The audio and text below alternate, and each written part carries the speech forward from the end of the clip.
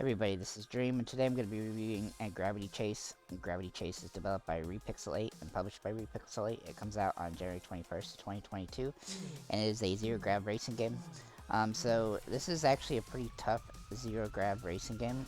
There are multiple different types of game types you can play in the game, and as you progress through and rank up your character, you'll get better upgradable cars and things, and tracks unlocked. I believe actually all the cars are available at the beginning, but obviously some of the more difficult cars, you're going to need upgrades in order to make them to be useful in the game. And so you're going to want to start off with some of the lower level cars and just kind of get used to them and get them upgraded, and then you'll start making money so that you can build up the other cars. And as you progress and get points, you will unlock the other races in the game.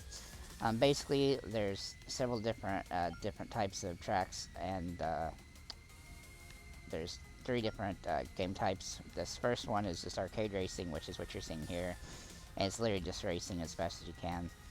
To get to the other two types of racing are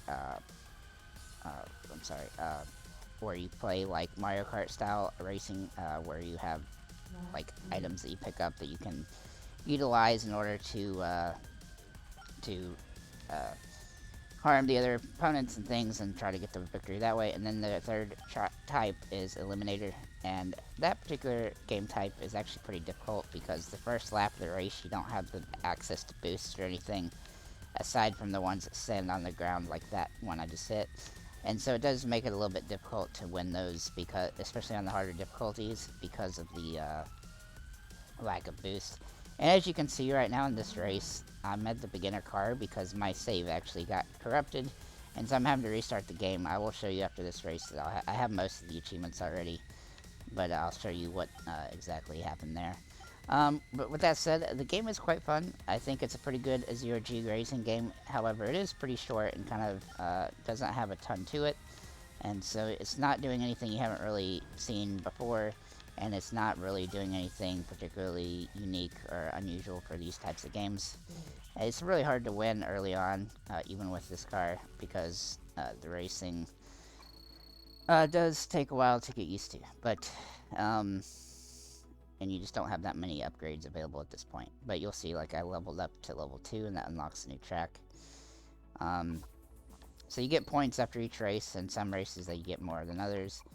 I actually didn't get anything, I think. So basically you have arcade, combat, and eliminator, and obviously beginner, advanced, and expert levels. So early on you just need to play on beginner on this first track.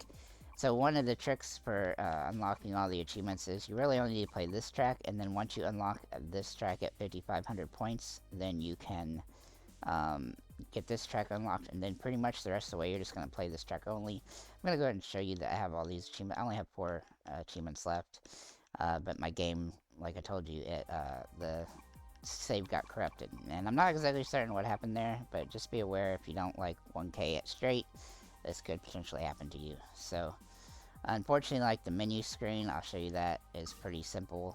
It's basically just wait here and hit A, and that's where I think it got kind of messed up before, because I let my controller die, and then I came back, and then it was back on the menu, and I hit race, and it had reset all my progress. So I don't know if that's going to happen again, but it's been kind of hit or miss, and so I definitely recommend make sure you don't mess around with the profile things too much, and that could potentially cause you a problem. So at any rate, I'm going to keep doing this first track until I unlock this 5th track again, and then I will just stick on that track.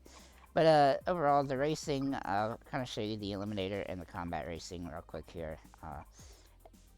Like I said, the eliminator is actually kind of hard at this point because of the, even on easy it's hard because you don't really get any boosts at the beginning of this game, whereas you do kind of need that as well.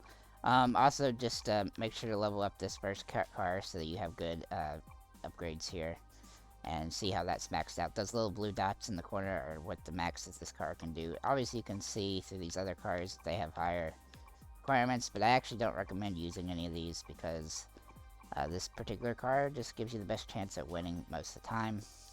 I'm actually just going to go back here. So Overall, I do think the game is pretty good, though it is pretty short. You just need 8,550 points in order to unlock all the tracks, and that will get you all the achievements, basically. So, it's probably a 4 or 5 hour game from that perspective, but overall, the game is pretty simple, and like I said, you'll just have to keep playing this game over and over, this race over and over.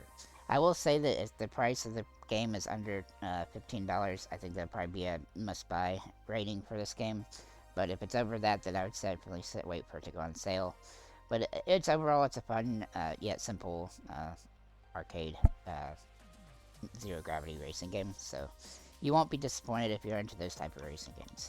That's pretty much all I have for this. If you do pick it up, let us know in the comments what you think and have a nice day.